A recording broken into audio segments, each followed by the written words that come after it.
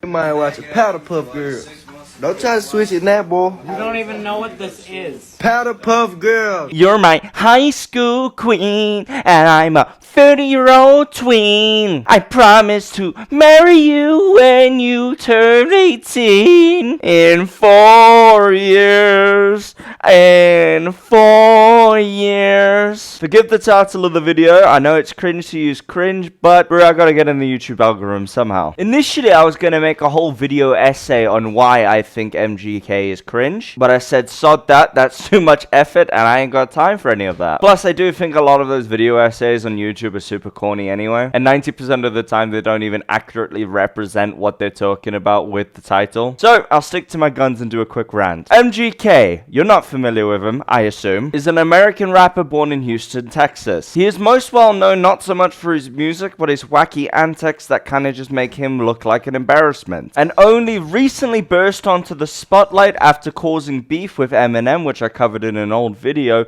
in order to get some attention on himself. That alone was cringe because Eminem isn't exactly the coolest guy nowadays, but that's a topic for another time. Seeing as you can't quantify cringe, I'm just gonna have to tell you why I feel like he's cringe. Number one, he's clearly just kind of a dweeb, right? Like, look at this dude. I personally don't see a cool dude when I look at this lanky string bean, but even with all of his attachments and mods like the pink hair and the girl's clothes, doesn't help him at all, because you can still just see under the surface this is just like a really awkward guy playing at being punk rock, instead of just embracing who he is. A great case example of what I mean is the rapper Logic. Now, he knows he's not as cool as Samuel L. Jackson, and he doesn't have the swagger of Dave Chappelle, and he embraces that by being a dweeb and nerdy. MGK prefers to rebel against that, rebel against his true nature, if you will, by wearing fishnet stockings and getting on stage and smashing guitars. Somehow kind of feels forced. Like, you get the vibe that that's not really him. It feels like a repressed Christian child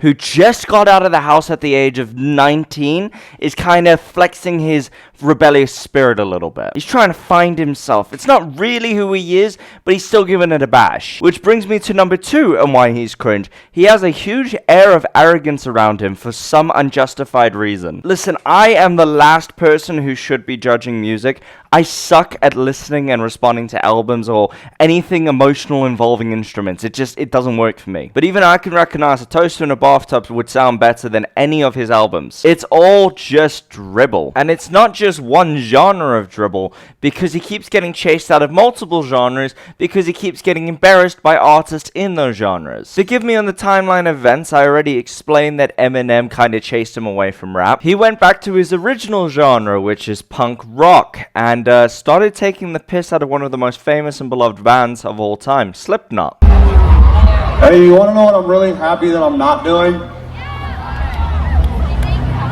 Being 50 years old, wearing a fucking weird mask on a fucking stage, talking shit.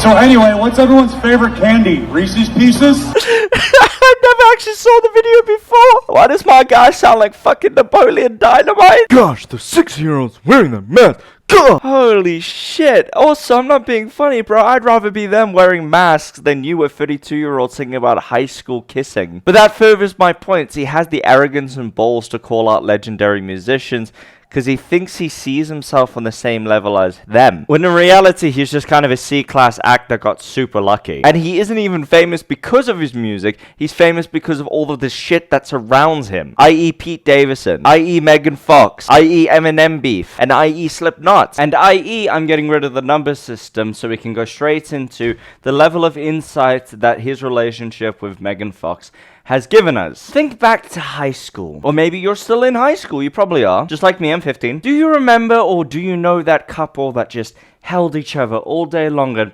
oh, schmuck'em, Jack, give it your kiss.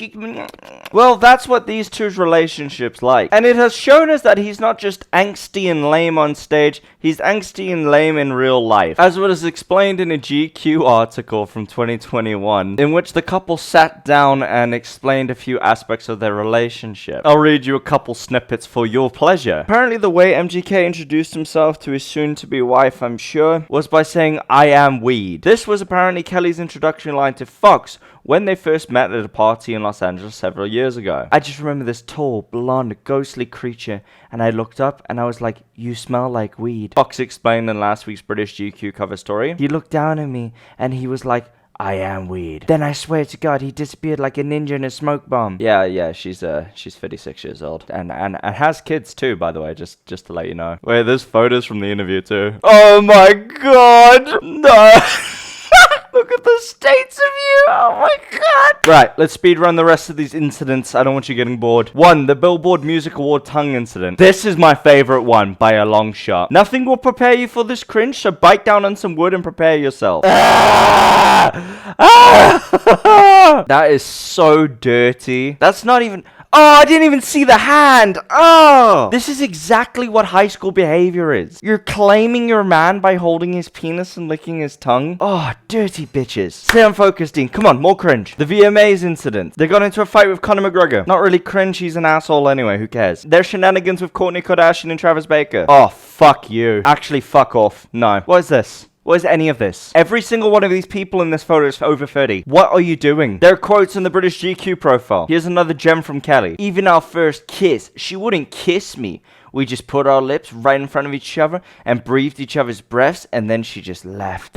Fuck you people. Alright, I'm done. No, I can't handle this cringe anymore. This is too much. This video kind of got away from me. But I feel like I've made more than enough justifiable points to prove to you that this 30-year-old man-child needs to be shot. Someone has to be the lamest person alive, and I guess MGK holds that trophy. Thank you all so much for watching.